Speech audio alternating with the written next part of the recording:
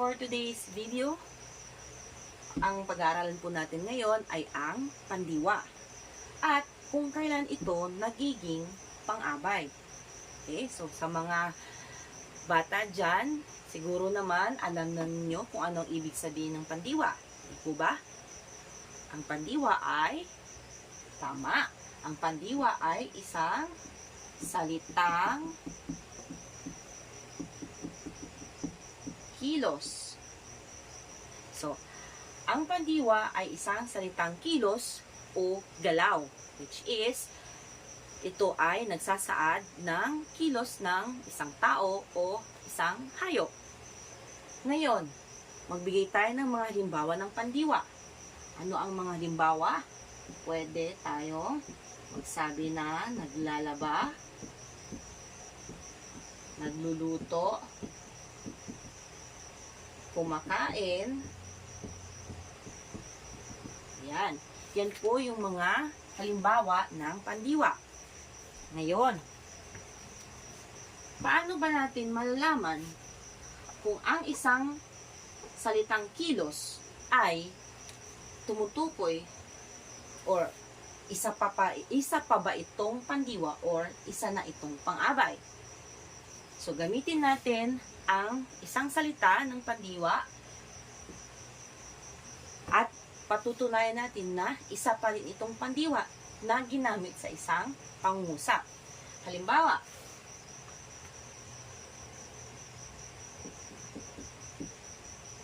ang aso ay tumatahol. So, alin dyan ang pandiwa? Tama. Ang pandiwa dyan ay ang tumatahol. Kasi ang tumatahol ay nagsasad ng kilos patungkol kanino? Kilos ng aso. Tama. So, ang tumatahol ay isang pandiwa. Ngayon, paano magiging pang-abay ang salitang tumatahol? So, ganito po. Pag sinabi nating pang-abay, ang pang-abay ay salitang naglalarawan ng pandiwa, ng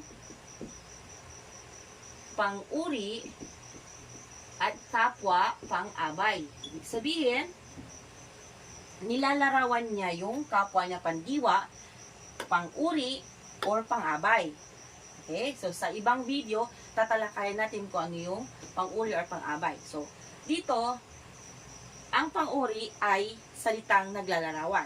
Okay? So, ngayon, ang isang salita ay magiging pang-abay lamang kapag ginamit mo itong panglarawan sa kapwa niya pandiwa, pang-uri, or pang-abay. So, paano nga ba ito magiging pang-abay? Gamitin natin ito ulit.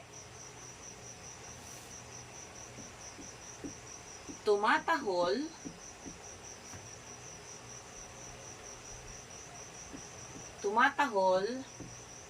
ng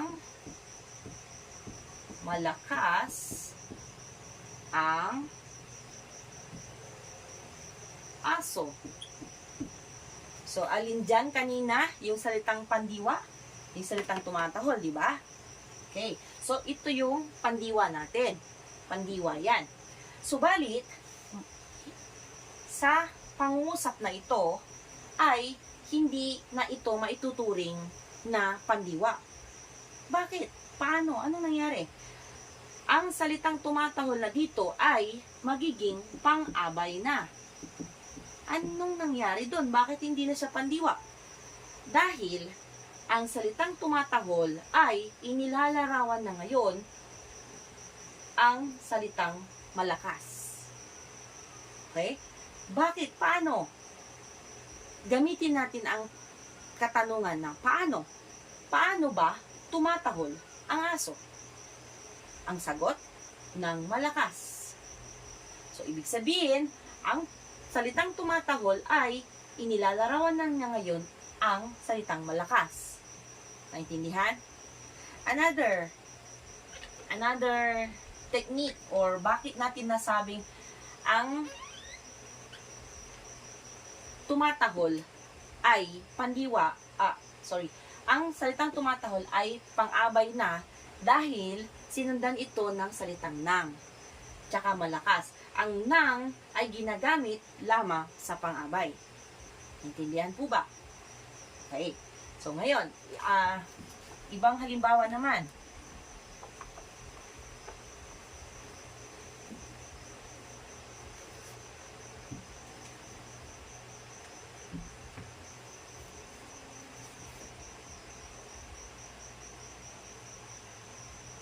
Kumain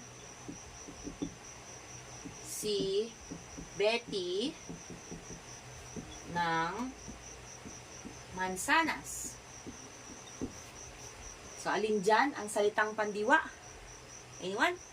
Okay, tama. So, ang salitang pandiwa ay kumain. Ngayon, ang tanong, ang salitang kumain, ginamit pa ba itong pandiwa sa pangungusap na ito? Or isa na itong pang-abay? Correct. Ang kumain dito ay isa pa rin itong pandiwa. Okay, let's say PN for pandiwa and PA for pang-abay. Okay? So, PN, pandiwa pa rin ang salitang kumain. Next, paano natin siya gagawing pandiwa, pang-abay na ngayon? Hindi na siya pandiwa. Kumain,